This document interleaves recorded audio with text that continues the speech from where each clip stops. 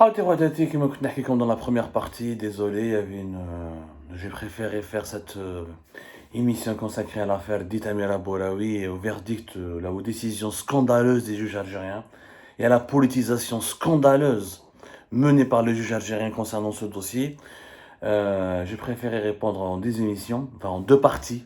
C'est la même émission mais divisée en deux parties. Dans la première partie, nous avions expliqué que les neuf, nous avons donné les noms et les identités des 9 personnes impliquées dans cette affaire qui ont été suspectées, qui ont été accusées, qui ont été présentées hier, 19 février 2023, devant les juges du parquet du tribunal criminel de Constantine. Les juges d'instruction relevant du pôle pénal spécialisé à Constantine ont traité donc ce dossier jusqu'à la nuit du 19 au 20 février 2023. Nous avions expliqué que seul Khadija Bouraoui a pu échapper à la détention, au mandat de dépôt, en raison certainement de son âge avancé, 71 ans, de ses problèmes cardiaques.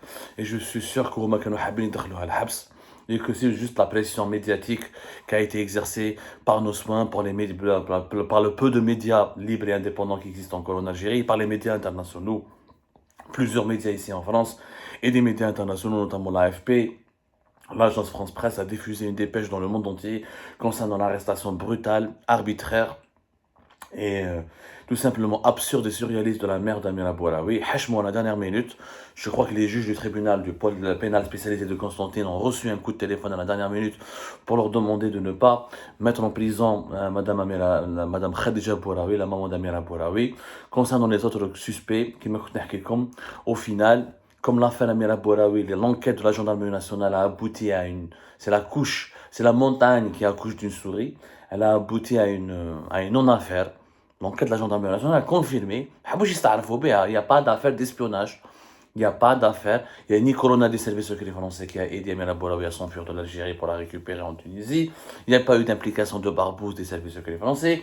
Il n'y a pas eu une implication politique de la France. Il n'y a pas eu de violation de la souveraineté nationale, ni une violation ni une atteinte à la sécurité nationale. L'affaire Amira Bouraoui est une non-affaire. Et l'enquête de la gendarmerie nationale l'a confirmé, puisque qui sont les personnes qui ont été arrêtées? Le policier de la PAF, de la police aux frontières, du poste Omotobol, Tarf, qui a cacheté le passeport d'Amira Bouraoui, qui a commis la connerie de ne pas vérifier précisément et avec exactitude l'identité du titulaire de ce passeport, parce qu'il s'agit du passeport de sa mère et pas celui d'Amira Bouraoui, qui était placé sous ISTN, interdiction de sortie du territoire national, ISTN illégal et injustifié, et qui a été décidé la prise sur aucune base juridique, je le rappelle toujours. Le taxieur meskin, les Daham al Tunis, un certain Messiah Jamal, Miassi Jamel, son cousin Yassine Ben Taïeb qui a déposé juste Amira Bouraoui devant la gare des taxis d'Al-Tarf, ou Mustafa Ben Jema'a, ou les autres qui ont été accusés, mais n'ont aucun rôle. Aucun rôle. C'est pour ça qu'on leur a inventé un nouveau dossier, on leur a rajouté une nouvelle affaire. Dans l'affaire, on a créé une affaire, une deuxième affaire dans l'affaire Amira Bouraoui, juste pour justifier la longue détention dans le cadre de la garde à vue décidé par les éléments de la gendarmerie nationale via Naba, le C9 suspect, et juste pour en fait maquiller le scandale, faire taire le scandale et passer sous silence ce scandale, parce que le cas c'est pas au niveau de la présidence algérienne, au niveau du gouvernement, ils vont se poser des questions. Parce que le régime algérien, depuis le 6 février jusqu'à pratiquement le 15, le 13, 14, il a véhiculé une thèse, une version des faits totalement hallucinante et absurde, allant jusqu'à menacer la France de rupture définitive. Et finalement, il n'y a aucun élément français, il n'y a aucun acteur, que ce soit du politique ou la sécurité français, qui a été mêlé ou qui s'est retrouvé mêlé à l'affaire Amira Bouraoui. Amira Bouraoui, elle les a tournés en bourrique, elle les a humiliés, elle les a ridiculisés, elle a utilisé le passeport de sa mère, elle s'est déguisée en femme âgée pour ressembler à sa mère, et elle a roulé dans la farine la police aux frontières de la PAF, la police aux frontières le poste à Omotopol, et le taxieur Messi Jamel ne s'est pas rendu compte, ne l'a pas reconnu, parce que c'est un simple taxieur très Ouajouz, mais certainement il avait dans son taxi d'autres personnes qui sont parties avec lui à Tunis.